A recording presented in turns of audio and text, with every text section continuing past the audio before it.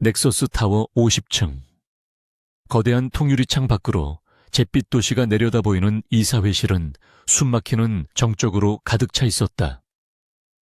테이블 중앙에 앉은 강태준 총재.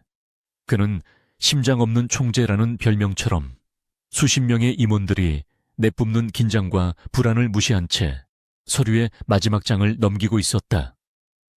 그의 맞은편에는 방금 전 모든 것을 잃은 태아그룹의 자회사, 태아케미컬의 임원들이 핏기 잃은 얼굴로 앉아 있었다.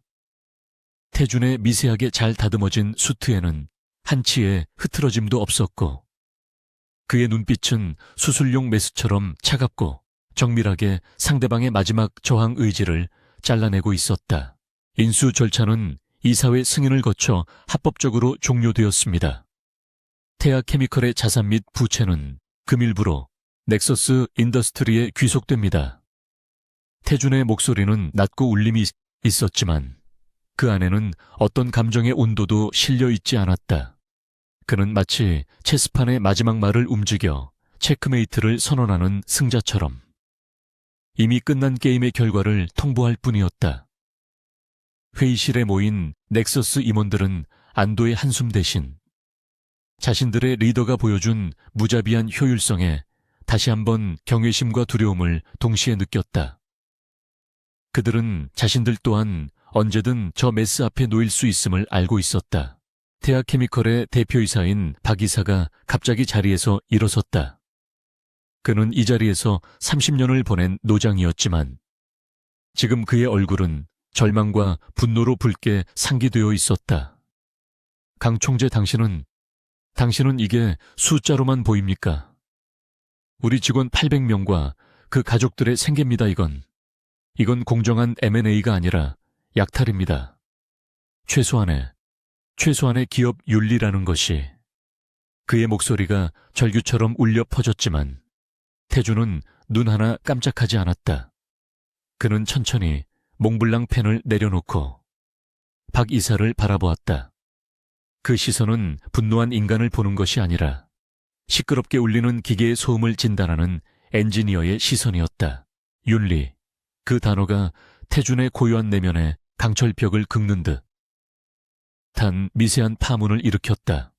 박 이사의 절규 때문이 아니었다. 그저 그 단어 하나가 10년 동안 굳게 용접해버린 기억의 문틈을 비집고 들어왔다.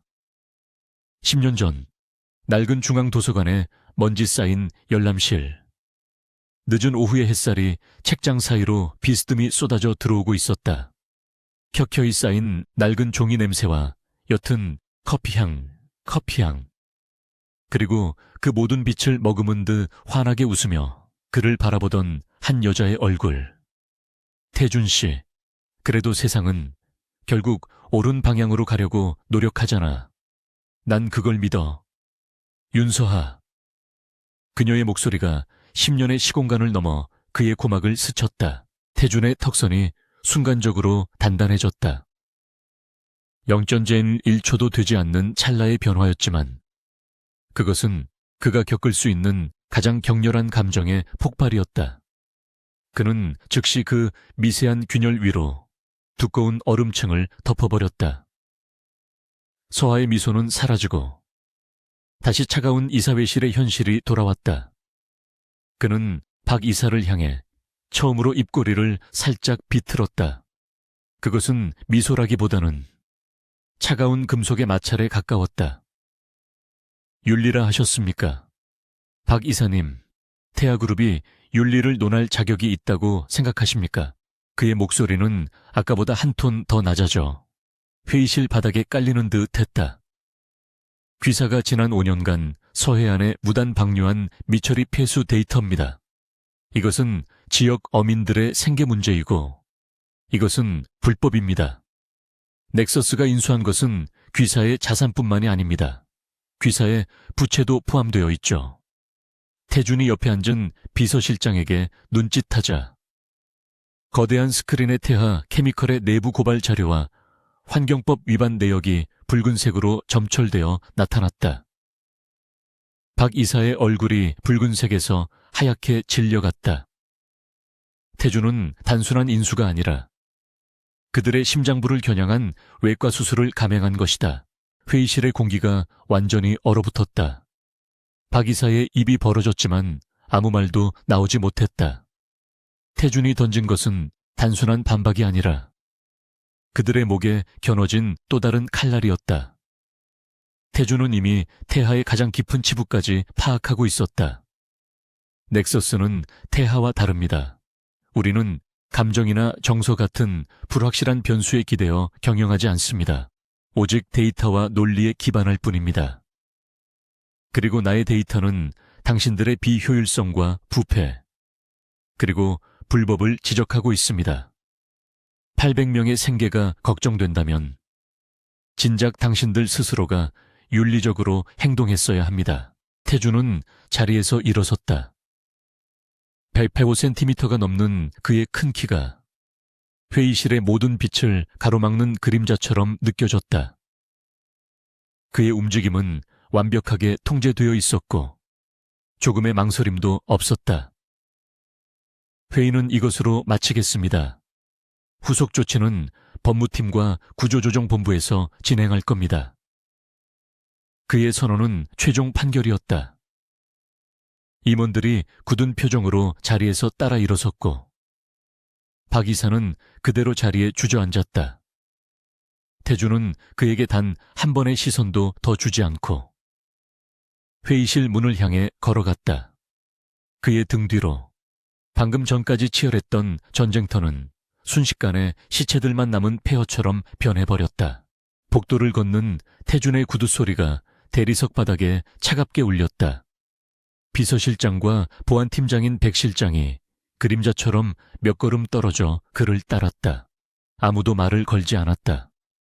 심장 없는 총재. 그는 오늘도 자신의 별명을 완벽하게 증명해 보였다. 직원들은 그의 앞에서 숨소리조차 죽였다. 그가 지나가는 곳마다 공기의 온도가 몇 도는 낮아지는 것 같았다. 하지만 그 누구도 알지 못했다. 그 완벽한 얼음 갑옷 아래에서 윤리라는 단어 하나가 오래된 상처를 어떻게 건드렸는지를 총재 전용 엘리베이터에 탑승한 태주는 거울처럼 반사되는 티타늄 벽에 비친 자신의 모습을 무표정하게 바라보았다. 완벽하게 재단된 다크 네이비 수트, 빈틈없이 맨 윈저 노트 타이, 그리고 그 어떤 감정도 읽을 수 없는 눈. 사람들은 그가 기계이거나 혹은 괴물일 것이라고 수군댔다. 그들은 태준이 불과 10년 만에 아무것도 없는 바닥에서 시작해 넥서스라는 거대 기업을 일구어낸 신화에만 열광하거나 혹은 그의 무자비함에 치를 떨었다. 하지만 태준에게 넥서스는 목적이 아니었다. 그것은 단지 도구일 뿐이었다. 태아그룹을 향한 그의 공격은 단순한 사업 확장이 아니었다. 오늘 인수한 태아케미컬은 태아그룹의 핵심 자금줄 중 하나였지만 그보다 더 중요한 것은 그곳이 10년 전 윤서아가 마지막으로 취재하던 대상이었다는 사실이다. 그녀는 태아케미컬의 불법 폐기물 방류와 그 뒤에 숨겨진 더 거대한 음모, 프로젝트 키메라를 추적하고 있었다. 그리고 그녀는 사라졌다. 엘리베이터가 펜트하우스 층에 도착하며 부드러운 차인벨 소리를 냈다. 문이 열리고 그의 개인 집무실이 드러났다. 태주는 집무실로 들어가지 않고 창가로 걸어갔다.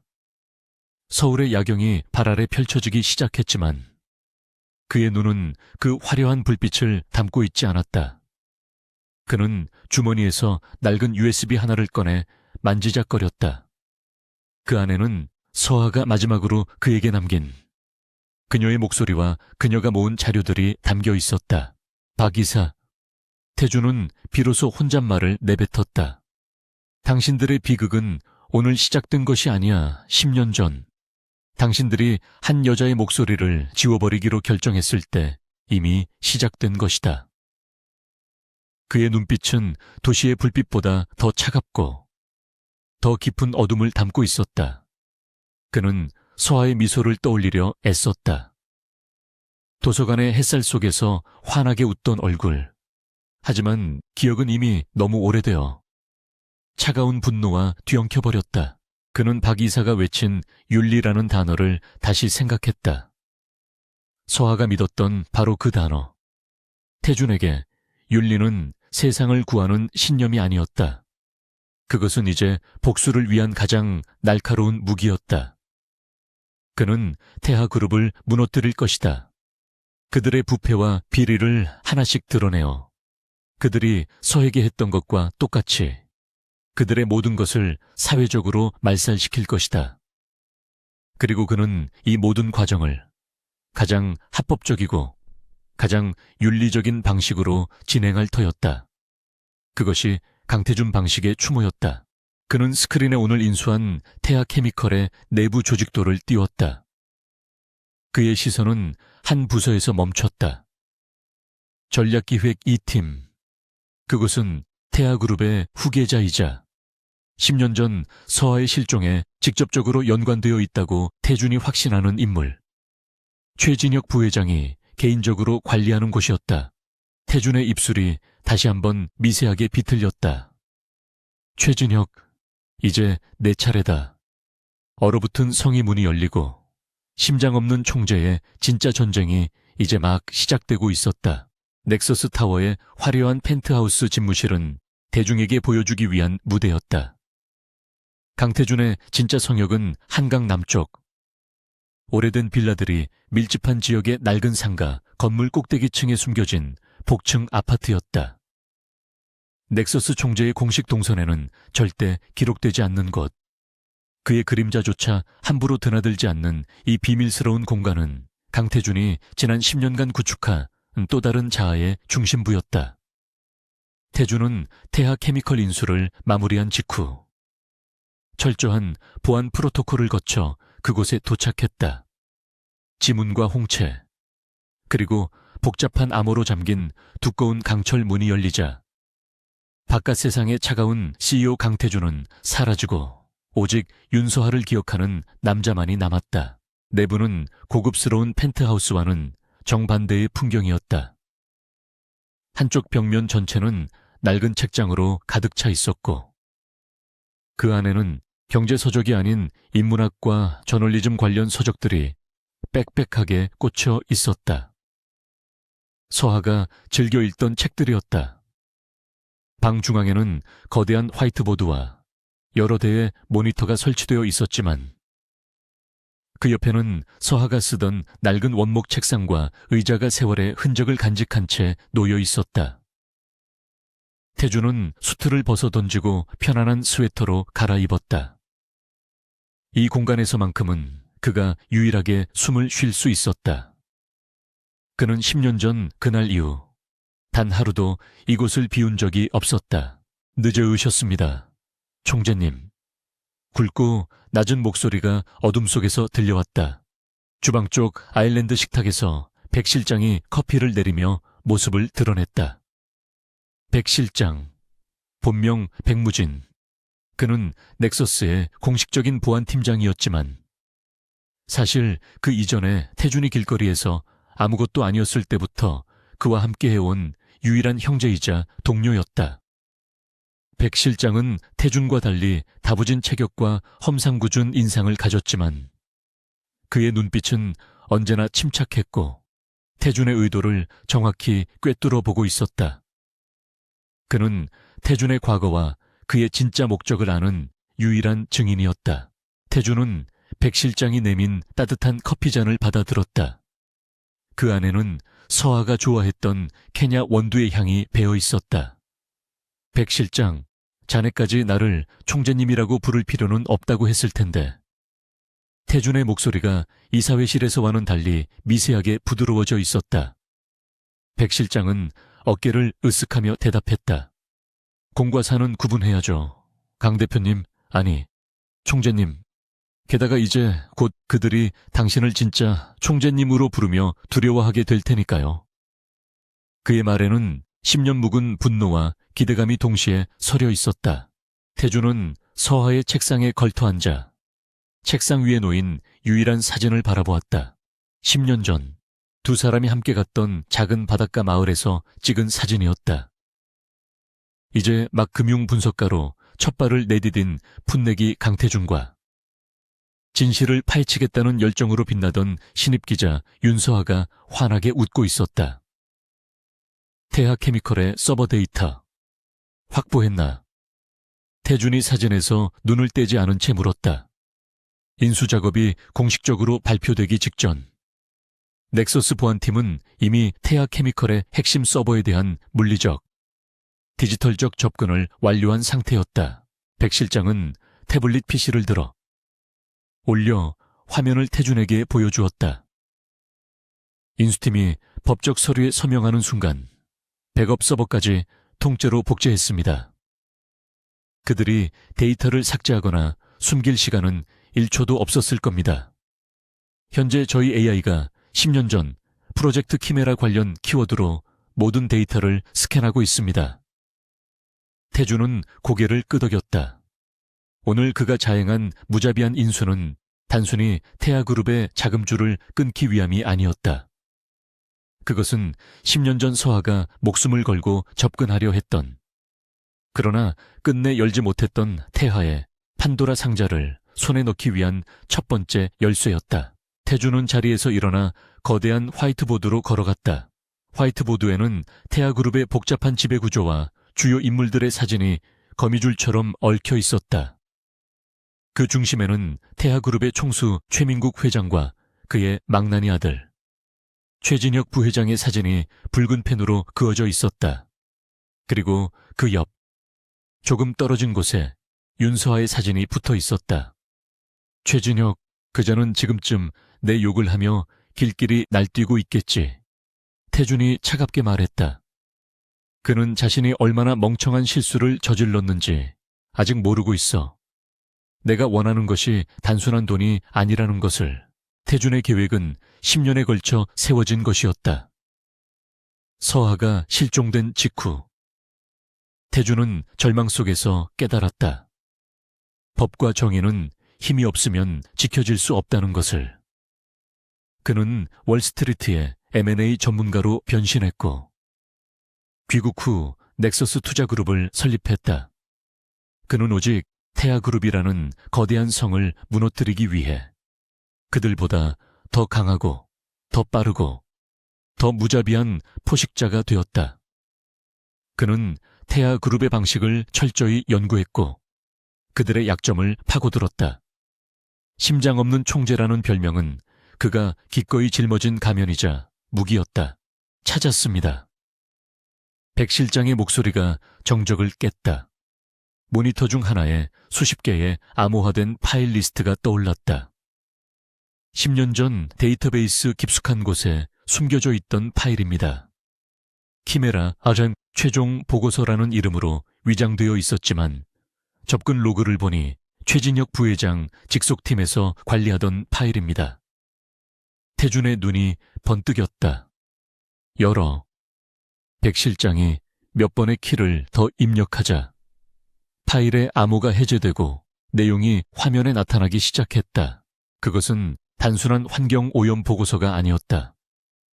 태아케미컬은 서해안의 특정 지역에 불법 폐기물을 방류하는 동시에 그 지역의 생태계와 주민들에게 미치는 영향을 비밀리에 관찰하고 있었다. 그것은 명백한 불법 생체 실험 데이터였다. 프로젝트 키메라는 단순한 비리나 은폐가 아니라 인간의 존엄성을 무시한 최악의 범죄였던 것이다.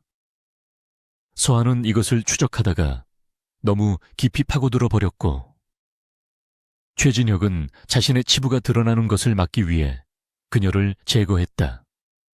태준은 주먹을 3개 쥐었다.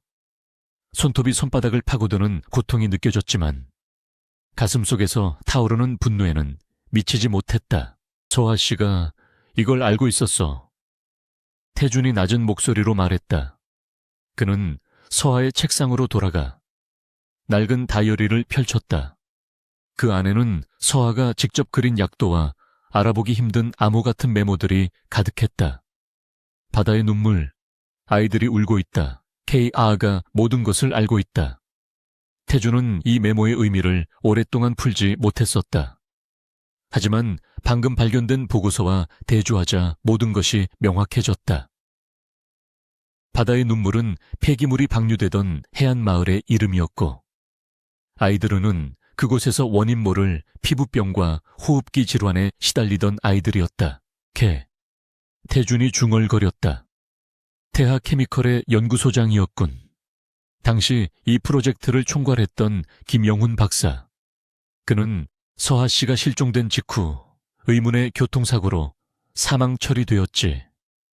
백 실장이 즉시 관련 자료를 스크린에 띄웠다. 서하 씨는 김영훈 박사와 접촉하려고 했던 거야. 그가 내부 고발자였을 가능성이 높아. 태준의 머릿속에서 10년 동안 흩어져 있던 퍼즐 조각들이 무서운 속도로 맞춰지기 시작했다. 최진혁은 단순히 서하만 제거한 것이 아니었다.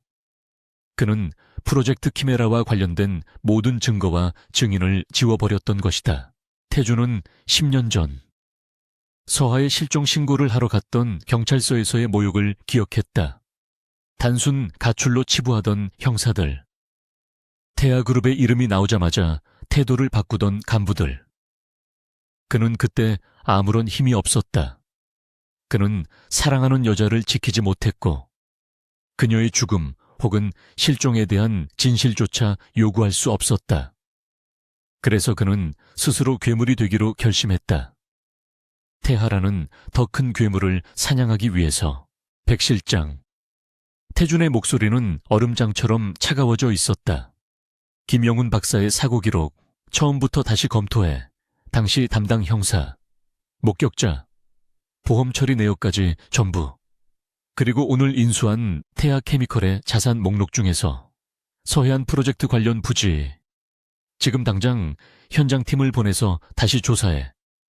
최진혁이 10년 동안 무언가를 숨겨두었다면 바로 그곳일 테니까. 그는 다시 넥서스의 무자비한 총재로 돌아와 있었다. 하지만 그의 눈동자 깊은 곳에서는 10년 동안 꺼지지 않은 불꽃이 타오르고 있었다. 그것은 복수심이자 서에 대한 꺼지지 않는 사랑이었다. 그는 창밖의 어두운 도시를 내려다보았다. 수많은 불빛이 반짝였지만 그에게는 아무 의미가 없었다. 그의 세상은 10년 전 그날 서하가 사라진 순간 멈춰버렸다. 그리고 오늘 그는 멈춰버린 시간을 다시 움직이기 시작했다. 서하야, 조금만 더 기다려줘. 내가 너의 진실을, 그리고 너의 정의를 되찾아줄게. 그의 다짐은 텅 빈 아파트에 낮게 울려 퍼졌다. 심장 없는 총재라 불렸던 그가 사실은 오래전 한 여자에게 마음을 빼앗겼기 때문에 그 심장을 되찾기 위한 가장 처절한 전쟁을 시작하고 있었다. 태아그룹 본사 70층 총수 집무실의 마후간이 데스크가 부서질 듯 울렸다. 강태준, 감히 이 애송이 녀석이. 최진혁 부회장의 고함이 방 안의 값비싼 도자기들을 진동시켰다. 그의 잘 다듬어진 머리카락은 분노로 헝클어져 있었고 실크 넥타이는 답답한 듯 반쯤 풀려 있었다. 그의 아버지이자 태아그룹의 총수인 최민국 회장은 아들의 폭발적인 분노에도 불구하고 짙은 눈썹 아래로 차가운 시선을 유지한 채 창밖을 내다보고 있었다. 그는 아들처럼 즉각적으로 분노를 터뜨리는 대신 독사처럼 조용히 상황을 음미하고 있었다. 진혁아, 목소리 낮춰라. 네가 그렇게 소리를 지른다고 해서 넥서스에 넘어간 태하 케미컬이 돌아오지 않아. 최민국 회장의 목소리는 늙었지만 여전히 강철 같은 힘이 실려 있었다. 그는 천천히 몸을 돌려 아들을 마주했다. 나는 강태준 그놈이 단순한 돈벌레, 기업 사냥꾼인 줄로만 알았다. 하지만 이번 건은 단순한 인수가 아니야.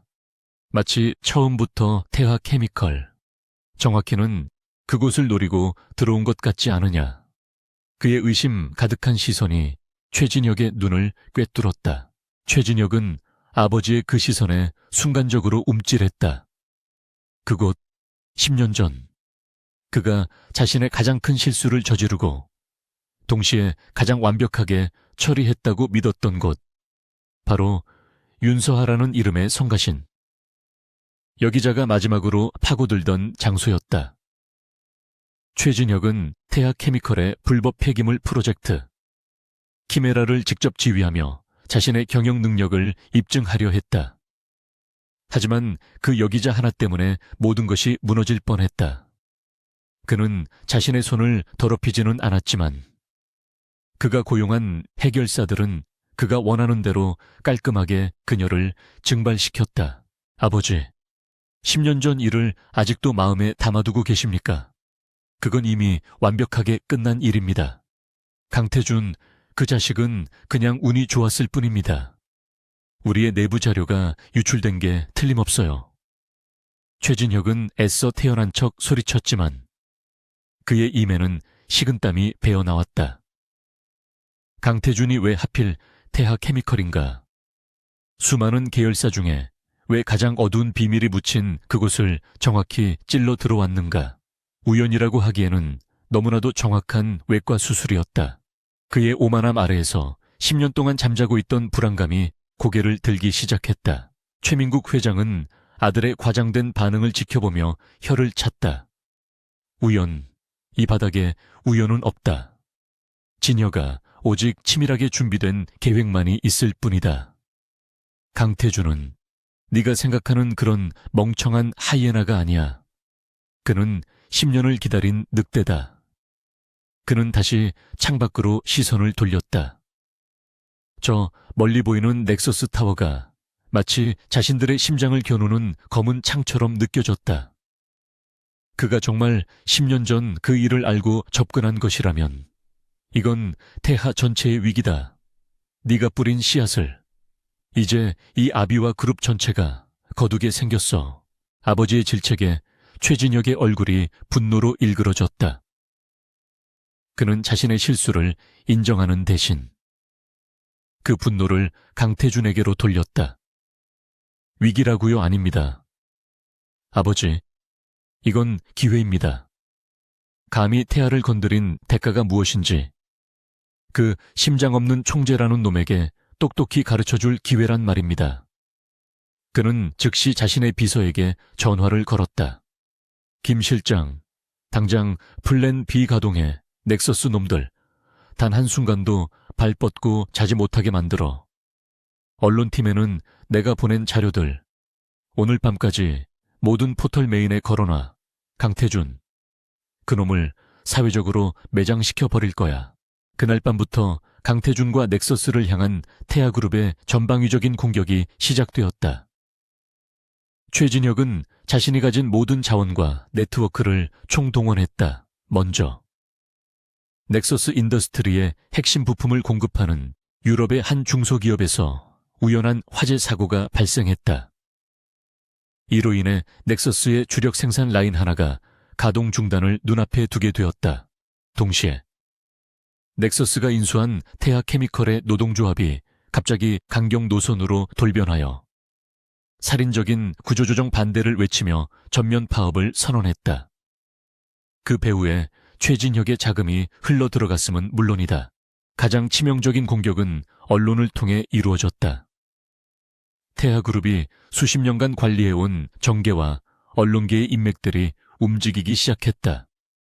주요 경제신문과 방송사들은 일제히 강태준 총재의 무자비한 M&A 실태라는 제목의 기획 기사들을 쏟아냈다. 그들은 태준을 피도 눈물도 없는 기업 사냥꾼으로 묘사했고 태아케미컬의 인수를 국부 유출과 연관된 불법적인 자금 흐름이 있는 것처럼 교묘하게 왜곡했다. 심장 없는 총재라는 그의 별명은 이제 국민의 피를 빠는 흡혈귀라는 오명으로 변질되어 인터넷을 뒤덮었다. 최진혁은 자신의 사무실에서 실시간으로 쏟아지는 비난 기사들을 보며 만족스러운 미소를 지었다. 강태준, 네가 아무리 강철 심장이라도 이 정도 융단 폭격을 맞으면 버틸 수 없을걸. 감히 나 최진혁을 건드렸어. 넌 내 상대가 안 돼. 그는 최고급 위스키를 얼음도 없이 들이켰다. 10년 전 그 여기자를 처리했을 때와 비슷한 희열이 느껴졌다. 힘으로 찍어 누르고 여론으로 덮어버리는 것. 그것이 태아가 살아남은 방식이었고 최진혁이 배운 유일한 생존 법칙이었다.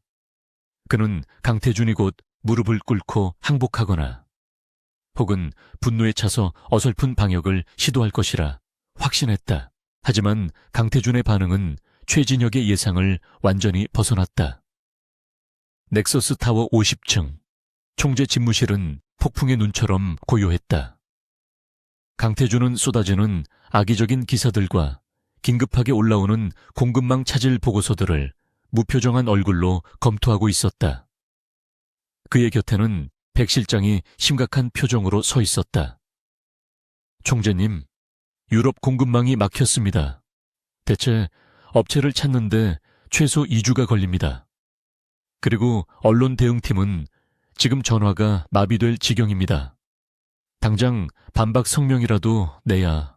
태준은 손을 들어 백 실장의 말을 막았다. 그는 모니터에 떠있는 넥서스, 불법 자금 의혹이라는 자극적인 헤드라인을 바라보며 나지막이 말했다. 최진혁, 예상보다 더 시끄럽게 짖는군. 그의 목소리에는 분노나 당황 대신 사냥감의 습성을 확인한 사냥꾼의 차가운 만족감이 서려 있었다. 반박 성명은 내지 않는다. 언론팀에는 확인 중이라는 답변만 반복하라고 해.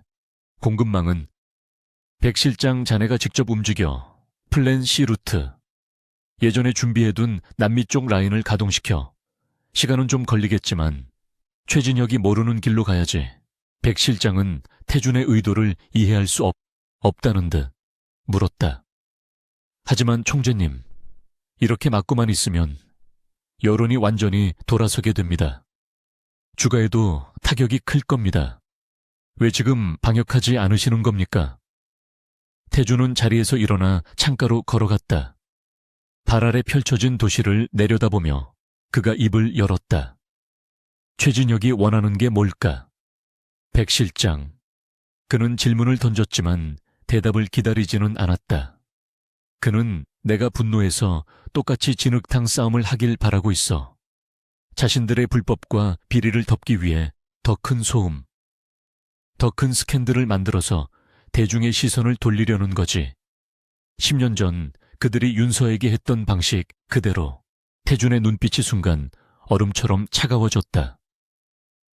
나는 최진혁과 싸우는 게 아니야. 나는 그를 심판할 것이다. 그러기 위해서는 그가 스스로 자신의 모든 죄를 드러내게 만들어야 해.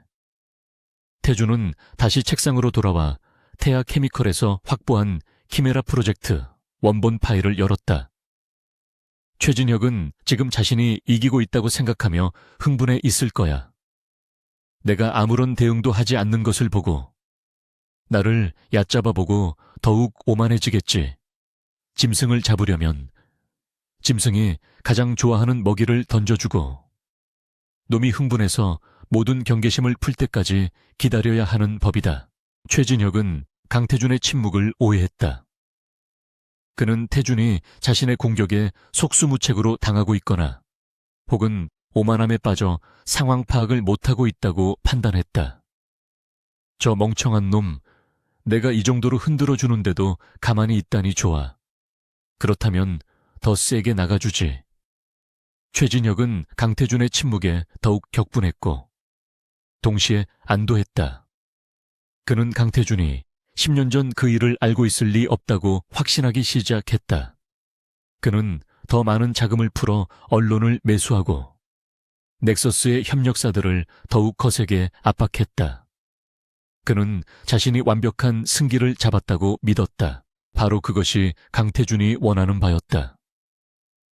심장 없는 총재는 자신의 심장을 아사간적의 도발에 응수하지 않았다. 그는 더 깊은 어둠 속에서 더 차가운 분노를 다지며 최진혁이라는 짐승이 스스로 파멸의 덫을 향해 거침없이 달려오도록 조용히 지켜보고 있었다.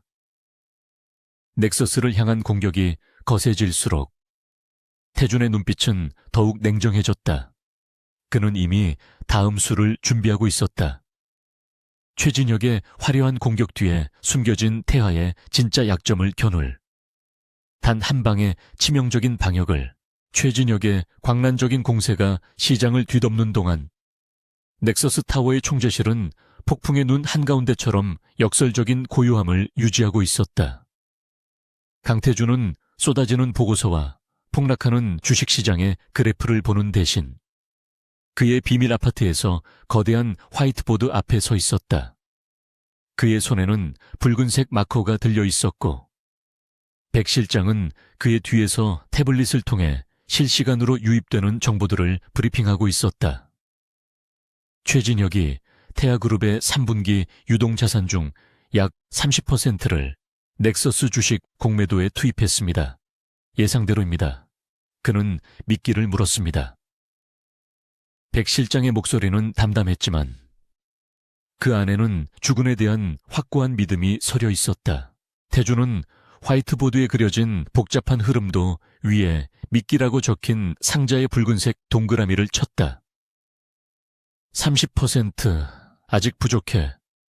그는 더 깊이 들어와야 해. 태준이 준비한 미끼는 정교하게 설계된 금융적 약점이었다. 그는 지난 몇 달간 넥서스의 해외 자회사 중 하나를 통해 남미의 리튬 광산 개발에 거액을 투자하는 것처럼 위장했다. 그리고 바로 어제 신뢰할 수 있는 제3의 정보원을 통해 해당 광산이 기술적 문제로 사실상 파산 상태라는 거짓 정보를 태아 측에 흘렸다. 이것은 강태준이 무리한 확장으로 인해 치명적인 자금난에 빠졌다는 신호처럼 보이기에 완벽했다. 최진혁은 이 정보를 입수하자마자 광분했다. 그는 강태준이 마침내 재발에 걸려 넘어졌다고 확신했다. 심장 없는 총재가 아니라 뇌 없는 도박꾼이라며 조롱했다. 그는 아버지 최민국 회장의 신중론, 너무 쉬운 먹잇감은 독이 있을 수 있다. 을 무시하고 이사회까지 건너뛰며 태하의 자금을 총동원해 넥서스의 숨통을 끊으려 했다. 그는 강태준의 침묵 3장에서의 이 자금난을 숨기기 위한 허세였다고 단정했다. 아버지는 늙으셨어 지금이야말로 강태준의 목을 칠 때입니다. 놈이 투자금 회수를 위해 태하 케미컬을 다시 뱉어내게 만들 겁니다. 최진혁의 사무실에서 울려 퍼진 고함은 이미 승리를 예견한 자의 오만함으로 가득 차 있었다. 하지만 최진혁이 넥서스의 가짜 시체를 맹렬히 물어뜯고 있는 바로 그 시각, 강태준은 전쟁의 진짜 심장부를 향해 움직이고 있었다. 그는 백 실장에게 두 번째 지시를 내렸다. 태하의 다른 주주들, 특히 그녀를 만날 시간이다. 태준이 말한 그녀는 태아그룹의 숨겨진 실세이자 최민국 회장의 여동생 최선희 이사였다. 그녀는 오빠와 조카의 폭력적인 경영 방식에 염증을 느끼고 경영 일선에서 물러나 있었지만 여전히 태아그룹의 지분 15%를 보유한 막강한 주주였다. 그녀는 최진혁의 가장 강력한 정적이었다. 태준과의 만남은 삼청동의 한적한 찻집, 외부인의 시선이 완벽히 차단된 밀실에서 이루어졌다. 최선희는 깐깐하고 지적인 눈으로 강태준을 위아래로 훑어보았다. 시장이 온통 당신 얘기로 시끄럽더군요. 강 총재, 태하의 적과 독대하는 내 기분이 썩 유쾌하지만은 않네요. 태준은 그녀의 날카로운 경계심 앞에서 조금도 동요하지 않았다. 그는 서류 가방에서 키메라 프로젝트의 원본 파일이나 윤서화의 흔적을 꺼내지 않았다. 대신 그가 꺼낸 것은 최근 6개월간 최진혁이 승인한 수백억 원대의 불투명한 자금 흐름과 바로 지금 실시간으로 태하의 자산을 갉아먹고 있는 공매도 현황판이었다. 조혜 이사님, 저는 태아그룹을 적대하러 온 것이 아닙니다. 저는 부실한 자산을 정리하러 온 것입니다. 태준의 목소리는 차가웠지만 정중했다. 최진혁 부회장은 지금 그룹의 유동자산을 자신의 개인적인 원한을 풀기 위한 도박에 쏟아붓고 있습니다. 이것은 제가 흘린 가짜 정보에 기반한 것입니다. 그는 덫에 걸렸습니다. 그리고 그가 이를 돈은 최 이사님의 자산을 포함한 태아그룹 전체의 피입니다. 그는 최진혁의 배임 행위를 입증할 수 있는 명확한 재무자료만을 제시했다. 프로젝트 키메라라는 폭탄은 아직 그의 손에 있었다. 그것은 최진혁을 경영에서 물러나게 할 카드가 아니라 그를 감옥에 보낼 카드였기 때문이다. 최선희의 눈빛이 흔들렸다. 그녀는 조카의 무모함이 이 정도일 줄은 몰랐다. 강태준은 그녀에게 감정적인 복수심이나 10년 전의 진실을 호소하지 않았다. 그는 오직 차가운 숫자와 논리로 최선희의 이익을 건드렸다. 제가 왜 강 총재를 믿어야 하죠? 당신도 결국 태아를 삼키려는 하이에나일 뿐일 수도. 태준은 조용히 고개를 저었다. 저는 태아그룹 전체에는 관심 없습니다. 저는 오직 썩은 부위만을 도려낼 뿐입니다. 최진혁 부회장이 물러난다면 넥서스는 태아케미컬의 안정적인 운영에만 집중할 것입니다. 그리고 이사님께서는 태아그룹의 진정한 주인으로서 그룹을 정상화시킬 기회를 얻게 되시겠죠. 제게 필요한 것은 임시 주주총회 소집을 위한 이사님의 동의. 단 하나입니다. 태준이 태하의 내부를 흔들고 있는 동안 백 실장은 양날의 덫의 다른 한쪽 날을 완성시키고 있었다. 그는 10년 전 서하의 다이어리에 마지막으로 적혀있던 K, 김영훈 박사의 흔적을 쫓고 있었다. 김 박사는 공식적으로 사망했지만 백 실장의 팀은 끈질긴 추적 끝에 당시 프로젝트 키메라의 핵심 연구원이었으나 모든 것을 버리고 잠적했던 또 다른 인물, 이상민의 존재를 찾아냈다. 그는 10년 동안 신분을 세탁하고 경남의 한 작은 조선소에서 용접공으로 숨어 살고 있었다. 그는 김영훈 박사의 죽음을 목격한 유일한 증인이자 최진혁의 지시를 직접 들었던 사람이었다. 백 실장은 태하의 감시망을 피해 직접 이상민을 찾아냈다. 컨테이너 박스로 만든 그의 임시 숙소는 공포로 가득 차 있었다. 이상민은 10년 만에 자신을 찾아온 낯선 남자를 보고 경기를 일으켰다. 누구야? 최진혁 그놈이 보낸 거냐? 난 아무것도 몰라. 아무것도 본 적 없어. 그는 비명에 가까운 소리를 지르며 구석으로 몸을 숨겼다. 백 실장은 그를 강제로 제압하는 대신 조용히 윤서아의 사진을 꺼내 보였다. 10년 전 이 기자가 당신을 만나러 가던 길에 실종됐습니다. 그리고 김영훈 박사가 사고를 당했죠. 당신은 모든 것을 알고 있습니다. 이상민 씨, 이상민은 서아의 사진을 보고 무너져 내렸다. 그는 10년 동안 죄책감과 공포 속에서 하루하루를 버텨왔다. 그들이 날 죽일 거야. 최진혁 그 악마가. 백 실장은 그의 어깨를 강하게 붙잡았다. 당신이 침묵하면 당신은 평생 그렇게 숨어 살다 죽거나 혹은 그들에게 정리당할 겁니다. 하지만 지금 우리와 함께 간다면 강태준 총재가 당신을 지켜줄 겁니다. 그리고 당신은 10년 전 당신이 외면했던 진실을 바로잡을 기회를 얻게 될 겁니다. 선택은 당신 몫입니다. 하지만 시간은 이제 얼마 없습니다. 이상민은 떨리는 손으로 백 실장의 손을 잡았다. 그것은 구원이자 마지막 참회의 기회였다. 서울의 야경이 내려다 보이는 넥서스 타워. 태준은 자신의 사무실로 돌아와 있었다. 모니터에는 최진혁이 추가로 투입한 자금으로 인해 넥서스의 주가가 잠시 더 하락하는 그래프가 그려지고 있었다. 하지만 태준의 표정은 평온했다. 그의 휴대전화에 짧은 문자 메시지 2개가 도착했다. 하나는 최선희 이사로부터 온 것이었다. 임시주총 3일 뒤 개최 필요한 의결권은 확보했으니 당신의 증거를 준비하시오. 다른 하나는 백 실장에게서 온 것이었다. K의 그림자를 확보, 안전 가옥으로 이동 중. 모든 조각이 제자리에 맞춰졌다. 최진혁은 태준이 파산 직전이라고 믿으며 승리의 축배를 들고 있을 것이다. 그는 자신이 태하의 다른 주주들과 10년 전의 망령에 의해 동시에 포위되고 있다는 사실을 꿈에도 모른 채 강태준은 창밖의 어둠을 바라보았다. 그는 10년 전 서아를 잃었던 그날 밤을 떠올렸다. 절망 속에서 그는 복수를 맹세했대 했다. 하지만 이제 그의 복수는 단순한 파괴가 아니었다. 그것은 가장 차갑고 가장 정교하며 가장 완벽한 심판이었다.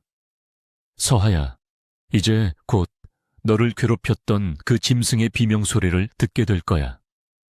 심장 없는 총재의 두 번째 칼날이 적의 심장을 향해 겨눠지고 있었다.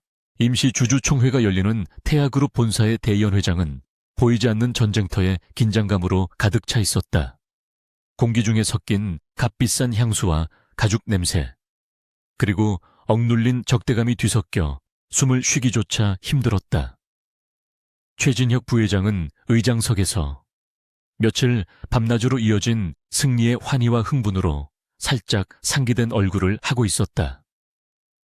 그는 넥서스 타워를 향한 자신의 공격이 완벽하게 성공했다고 믿어 의심치 않았다.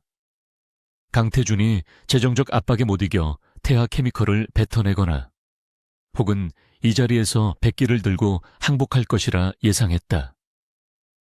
그의 눈에는 이미 자신을 막을 수 없는 차기 총수로 여기는 오만함이 번뜩였다. 오늘 이렇게 긴급하게 주주총회를 소집하게 된 점에 대해 유감을 표하지는 않겠습니다. 오히려 기쁘군요. 최진혁은 경멸감을 숨기지 않고 회의장을 둘러보았다. 그의 시선은 한쪽 구석에 조용히 앉아있는 최선희 이색에 잠시 머물렀다가 이내 텅 비어있는 넥서스 측 좌석으로 향했다. 보아하니 우리의 손님께서는 자신의 실패를 인정하고 도망칠 준비를 하시는 모양입니다. 넥서스의 강태준 총재는 그가 강태준의 이름을 조롱하듯 내뱉는 순간 육중한 연 회장의 문이 열렸다. 강태준이 모습을 드러냈다. 그의 뒤에는 백 실장과 2명의 변호사가 그림자처럼 따랐다. 강태준은 최진혁의 예상처럼 초조하거나 패배한 기색이 전혀 없었다. 오히려 그는 완벽하게 재단된 차콜 그레이 수트를 입고 평소보다 더 차갑고 위압적인 기운을 뿜어내며 회의장 중앙을 향해 걸어왔다. 그의 등장은 마치 잘 짜인 연극의 주인공이 가장 극적인 순간에 무대에 오르는 것과 같았다. 모든 소음이 순간적으로 멈췄고 모든 시선이 그에게 집중되었다. 최진혁의 얼굴에서 미소가 사라지고 불쾌한 표정이 떠올랐다. 강태준은 자신에게 할당된 자리에 앉는 대신 곧장 의장석을 향해 걸어갔다. 그는 최진혁에게서 불과 몇 미터 떨어진 곳에 멈춰 서서 그를 정면으로 응시했다. 최진혁 부회장, 의제를 시작하기 전에 오늘 이 자리의 진정한 주인공을 먼저 소개해야 할 것 같습니다. 태준의 목소리는 마이크 없이도 회의장 전체를 울릴 만큼 낮고 강렬했다. 최진혁은 어이없다는 듯 웃음을 터뜨렸다. 강태준 씨, 여기가 당신네 넥서스 안방인 줄 아나보지 졌으면 깨끗하게 무릎을 꿇으란 말이다. 어디서 감히 긴급 동의안을 발의합니다. 강태준은 최진혁의 말을 가볍게 무시하고 회의장을 향해 선언했다.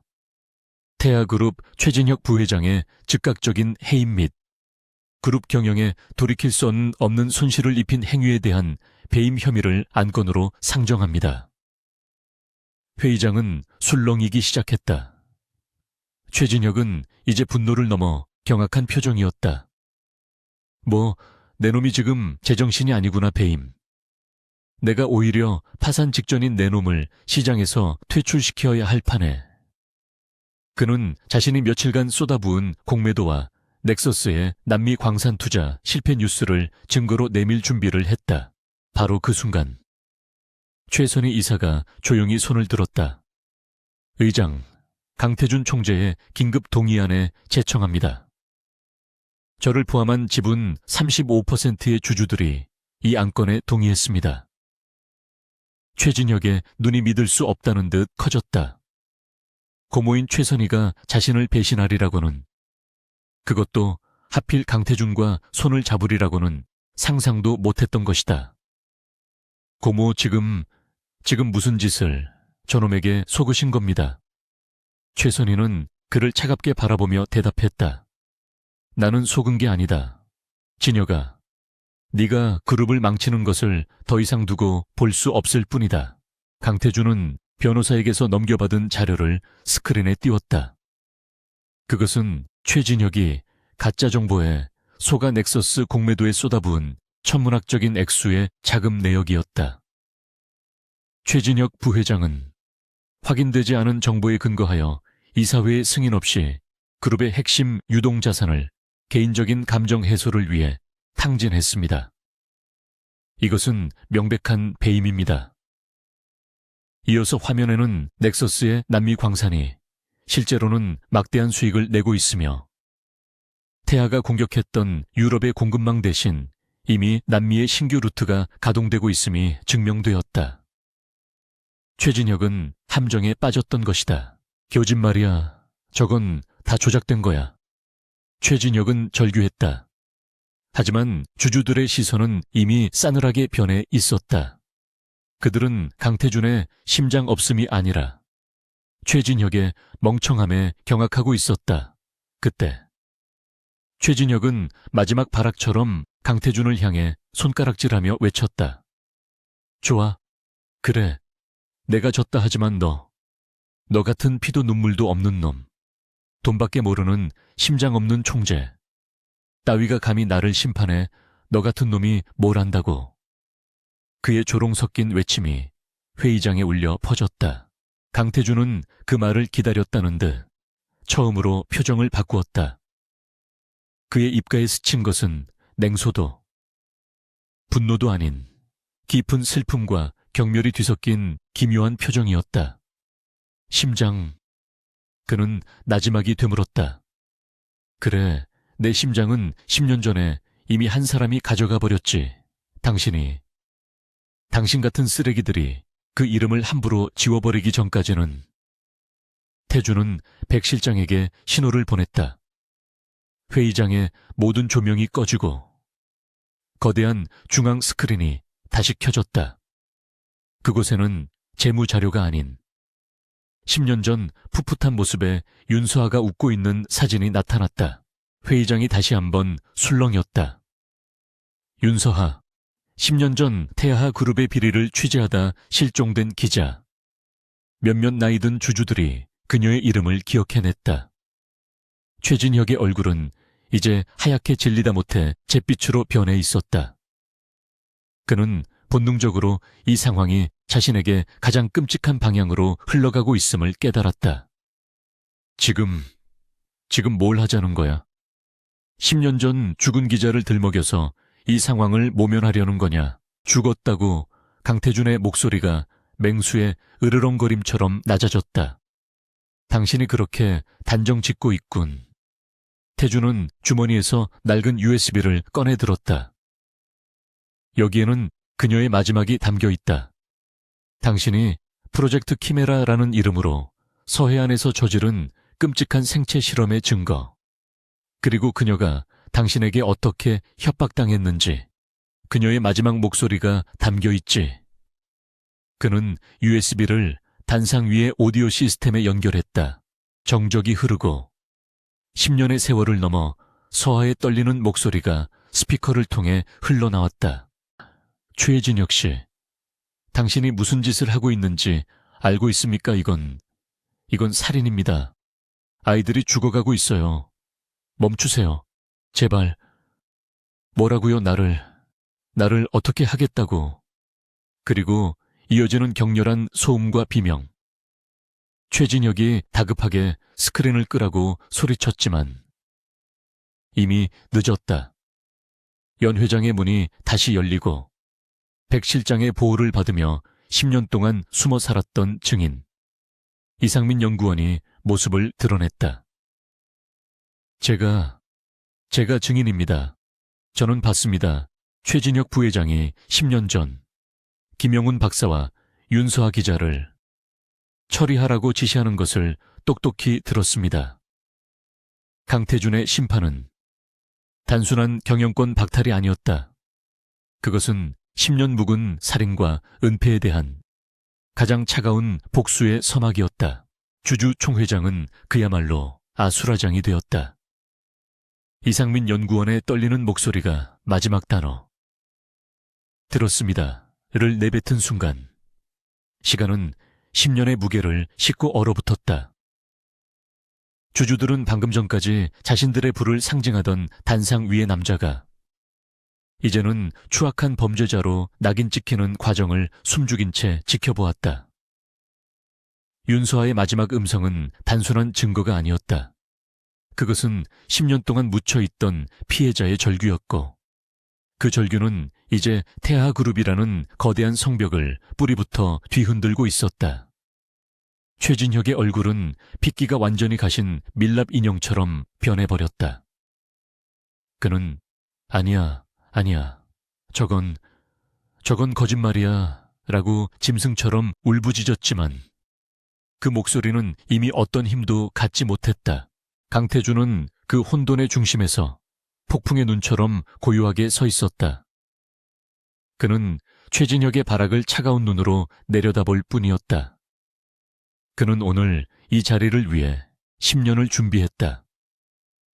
최진혁의 배임 혐의는 그를 이사회에서 끌어내리기 위한 합법적인 명분이었고 윤서아의 죽음에 대한 진실은 그의 영혼을 사회적으로 사형시키기 위한 심판의 칼이었다. 태준은 변호사에게 눈짓했다.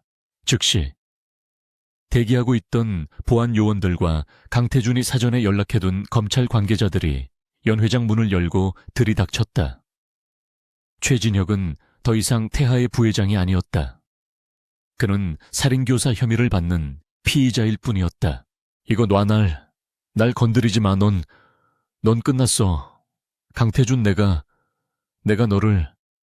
최진혁은 격렬하게 저항했지만 단련된 요원들에 의해 양팔이 뒤로 꺾인 채 무력하게 끌려나갔다. 그가 끌려나가는 순간 연 회장 바깥에서 대기하던 수십 명의 기자들이 동시에 플래시를 터뜨렸다. 강태준이 미리 준비해둔 언론 공개였다.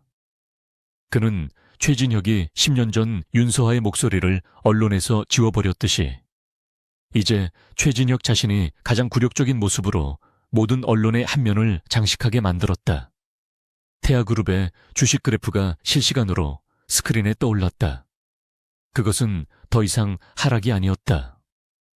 거래 정지를 향한 수직 낙하, 즉 폭락 크래시였다. 한편 본사 70층의 총수 집무실에서 이 모든 광경을 폐쇄회로 TV로 지켜보고 있던 최민국 회장은 손에 들고 있던 찻잔을 떨어뜨렸다. 찬물이 그의 값비싼 양탄자를 적시는 것을 그는 깨닫지 못했다.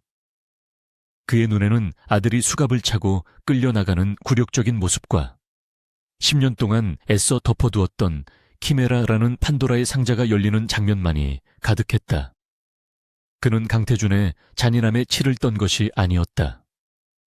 그는 자신의 아들 최진혁의 어리석음과 그 어리석음이 불러온 파국, 그리고 자신이 평생 일군 제국이 한순간에 무너지는 것을 목격하고 있었다. 진혁아, 그는 아들의 이름을 불렀지만 목소리는 나오지 않았다. 극심한 스트레스와 충격으로 그의 뇌혈관이 터져버렸다. 최민국 회장은 책상 위로 쓰러졌고 그의 마지막 시선은 폭락하는 태하의 주가 그래프에 멈춰 있었다. 최진혁은 연 회장을 빠져나와 호송차로 향하던 중 그를 연행하던 검찰 수사관들 사이에서 잠시 빈틈이 생긴 것을 놓치지 않았다. 그는 10년 전에도 그랬듯이 법의 심판이 아니라 돈과 힘으로 이 상황을 빠져나갈 수 있다고 본능적으로 생각했다. 그는 자신을 막아서는 수사관 한 명을 거칠게 밀치고 비상계단을 향해 미친 듯이 달리기 시작했다. 그의 머릿속에는 오직 도망이라는 단어 외에는 아무것도 남아있지 않았다. 그는 자신의 개인 변호사에게 전화를 걸어 김포에 있는 개인 경납구에 전용기를 당장 준비시키라고 소리쳤다. 그는 이 나라를 뜨면 태아의 막대한 해외 자산을 이용해 재기할 수 있다고 믿었다. 하지만 강태준은 그보다 한 수, 아니 10년을 앞서 내다보고 있었다. 최진혁이 임시주총장의 모습을 드러내기 전부터. 백 실장이 이끄는 넥서스의 최정예 보안팀은 이미 김포의 개인 경납구 주변에 잠복해 있었다. 그들은 최진혁이 법의 심판을 순순히 받아들일 인물이 아니라는 것을, 그는 궁지에 몰리면 반드시 쥐처럼 달아날 것이라는 것을 정확히 예측하고 있었다. 최진혁이 검은색 세단을 몰고 경납고에 도착했을 때 그를 맞이한 것은 이륙 준비가 된 제트기가 아니라 어둠 속에서 유령처럼 나타난 백 실장과 그의 팀원들이었다. 어떻게 너희가... 최진혁은 차에서 내리지도 못한 채 창문 너머로 보이는 백 실장의 차가운 얼굴을 보고 공포에 질렸다. 백 실장은 조용히 그의 차창을 노크했다. 최진혁이 공포에 질려 창문을 내리자 백 실장은 10년 전 강태준이 느꼈을 절망과 분노를 담아 낮은 목소리로 말했다. 도망칠 곳은 없다. 최진혁, 너는 10년 전에 이미 강태준 총재에게 사냥당한 먹잇감이었어. 이제 계산할 시간이다. 백 실장의 신호와 함께 팀원들은 최진혁을 차에서 끌어내 완벽하게 제압했다. 이번에는 그 어떤 저항도, 비명도 허용되지 않았다.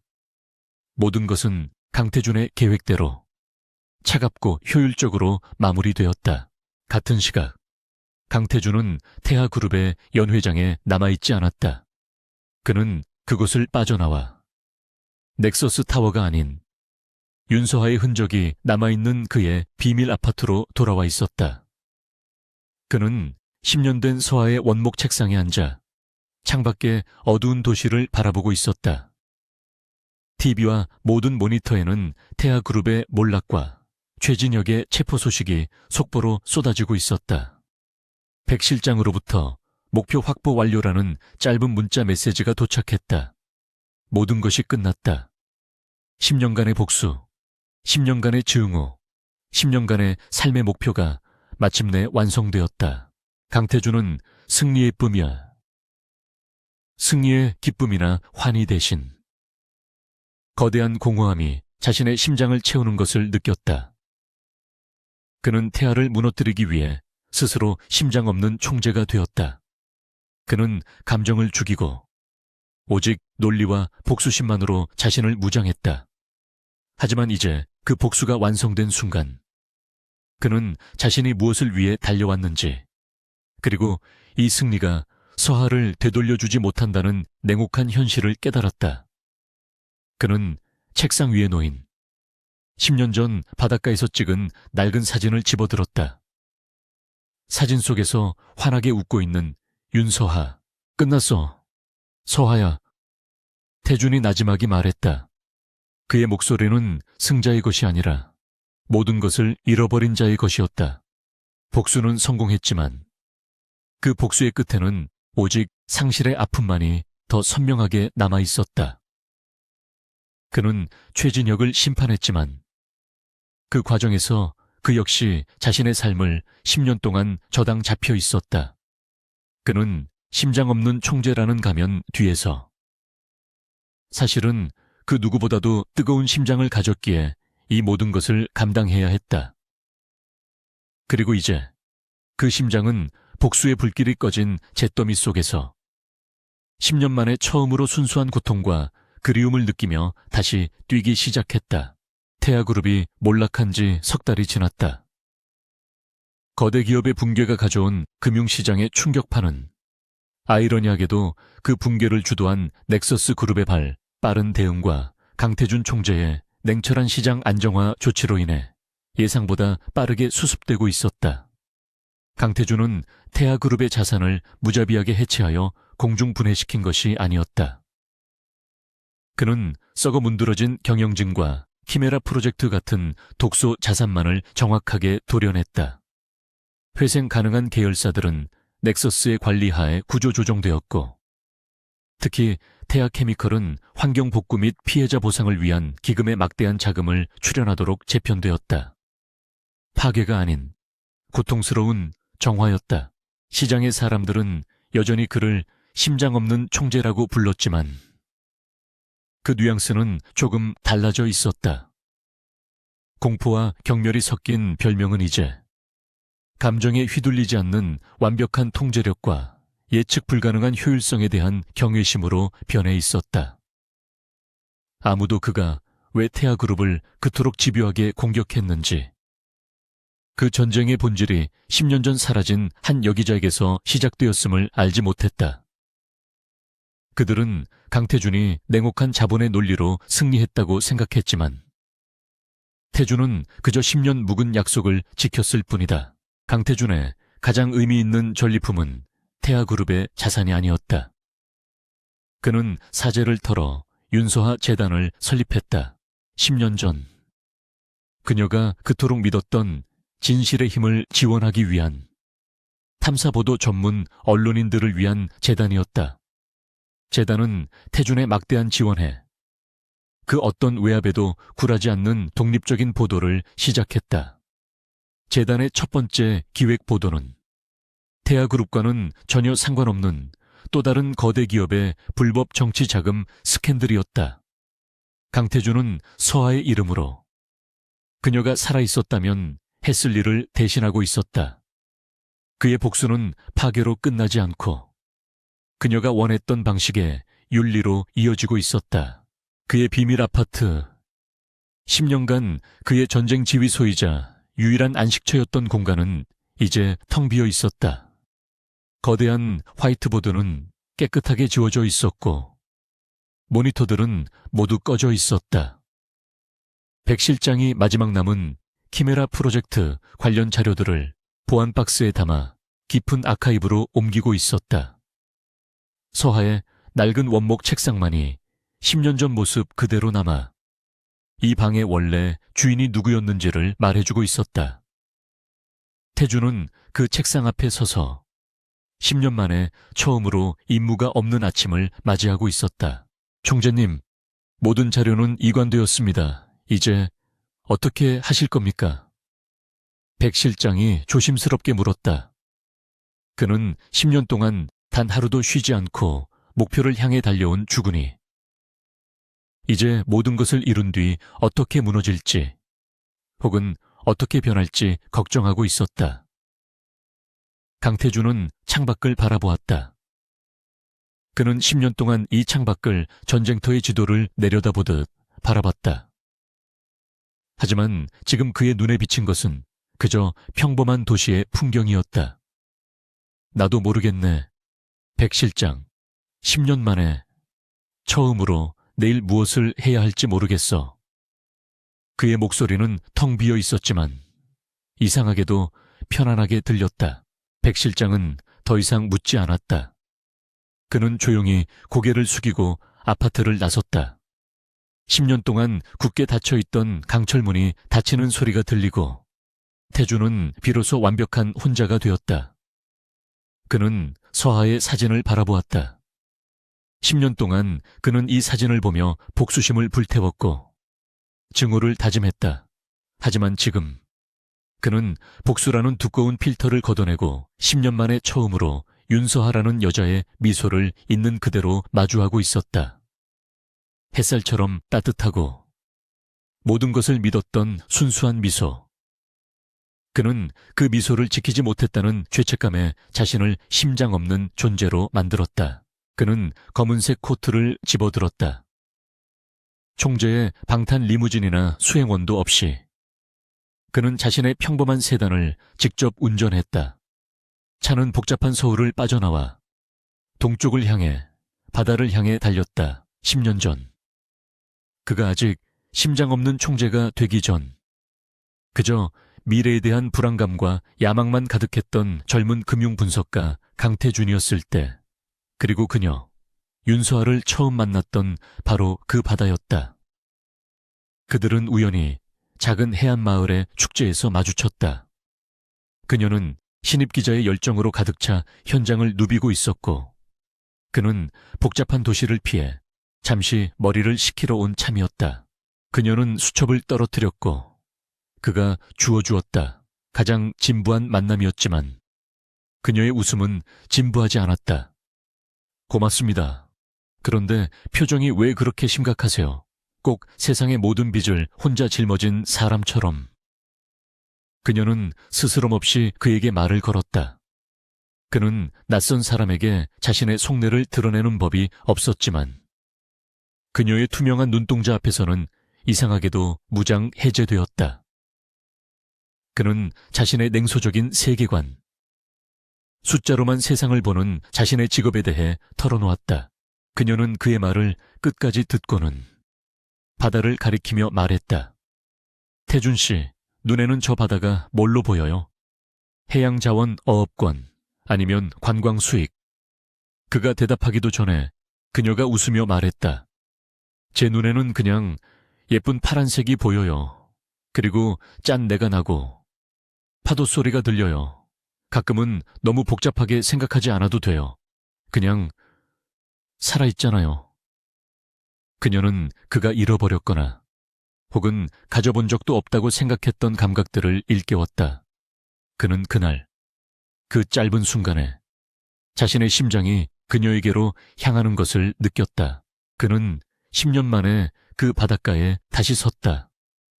계절은 겨울이었고 그들이 만났던 여름의 활기 대신 차갑고 날카로운 바람이 불었다. 잿빛 하늘 아래의 겨울 바다는 그가 10년간 살아온 세월처럼 거칠고 황량했다. 그는 관광객들의 발길이 끊긴 해변을 걸어 그들이 함께 커피를 마셨던 작은 절벽 위로 올라갔다. 그곳에는 그가 얼마 전 설치한 작은 이름 모를 들꽃이 새겨진 소박한 추모비가 있었다. 윤서하. 이곳에서 진실을 꿈꾸던 빛, 그는 그 앞에 섰다. 10년의 세월, 그녀를 잃은 직후의 절망, 복수를 맹세하던 밤의 분노, 넥서스를 세우며 겪었던 피비린내 나는 싸움들, 최진혁의 오만한 얼굴, 그리고 마침내 그가 무너지던 순간, 그 모든 것이 파노라마처럼 그의 머릿속을 스쳐 지나갔다. 그는 이 순간을 위해 모든 것을 바쳤다. 그는 승리했다. 그는 그녀의 복수를 완수했다. 그런데 왜 그의 가슴은 이렇게까지 텅 비어 있는 것일까? 그는 주머니에서 그녀가 좋아했던 하얀색 프리지아 한 다발을 꺼내 추모비 앞에 내려놓았다. 10년 동안 그는 단 한 번도 울지 않았다. 눈물은 약함의 증거였고 그는 약해질 수 없었다. 심장 없는 총재는 울지 않는다. 그는 그렇게 스스로를 세뇌했다. 그는 차가운 비석에 새겨진 그녀의 이름을 손가락으로 쓸어보았다. 야. 마음속으로만 수만 번 불렀던 이름. 그 순간 거센 바닷바람이 그의 눈을 스쳤고 그의 눈시울이 뜨거워졌다. 10년 동안 굳게 얼어붙어 있던 감정의 댐에 첫 번째 균열이 생겼다. 한 방울의 뜨거운 눈물이 그의 뺨을 타고 흘러내렸다. 그것은 10년 만의 첫 눈물이었다. 그는 더 이상 저항하지 않았다. 그는 무릎을 꿇고 주저앉았다. 심장 없는 총재라는 무거운 갑옷이 산산조각나며 벗겨져 내렸다. 강태준은 아이처럼 소리내어 울었다. 그것은 승자의 환희도 복수의 만족감도 아니었다.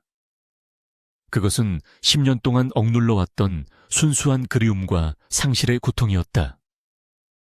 그는 그녀를 지키지 못했던 무력한 자신을 원망했고 그녀가 없는 세상을 10년이나 버텨온 자신이 가여웠고 그리고 무엇보다 그저 그녀가 너무나도 보고 싶었다. 그의 울음소리는 거친 파도 소리에 섞여 10년 만에 비로소 그녀가 잠든 바다에 닿았다. 얼마나 울었을까. 해가 잿빛 구름 뒤로 넘어가고 바닷가의 공기가 피부를 벨듯이 차가워졌을 때 그의 울음도 잦아들었다. 그는 눈물과 콧물로 엉망이 된 얼굴을 거친 코트 소매로 닦아냈다. 모든 것을 쏟아내고 난 뒤의 공허함은 이상하게도 평온함으로 채워져 있었다. 10년 동안 그의 심장을 짓누르던 복수라는 무거운 짐이 사라진 자리였다. 그는 비틀거리며 일어섰다. 그는 마지막으로 바다를 바라보았다. 10년 전 그녀가 말했던 예쁜 파란색은 아니었지만 잿빛 바다는 여전히 살아 숨쉬고 있었다. 그는 깨달았다. 그의 심장은 사라진 것이 아니었다. 그는 10년 전 그녀에게 마음을 빼앗겼고 그 마음은 그녀와 함께 10년 동안 묻혀 있었다. 그리고 오늘 그는 비로소 그녀를 애도함으로써 그녀의 복수를 완성함으로써 멈춰있던 자신의 심장을 되찾았다. 강태준은 추모비를 뒤로하고 천천히 걸음을 옮겼다. 그의 등 뒤로 그가 10년을 바친 복수와 증오가 겨울 바다의 파도 소리와 함께 남겨졌다. 그는 더 이상 심장 없는 총재가 아니었다. 그는 윤서하라는 여자를 지독하게 사랑했고 그녀를 위해 10년의 세월을 바쳤으며 이제 그녀의 기억을 가슴에 품고 다시 살아가야 할 남자 강태준이었다. 그의 발걸음은 무거웠지만 더 이상 어둡지는 않았다.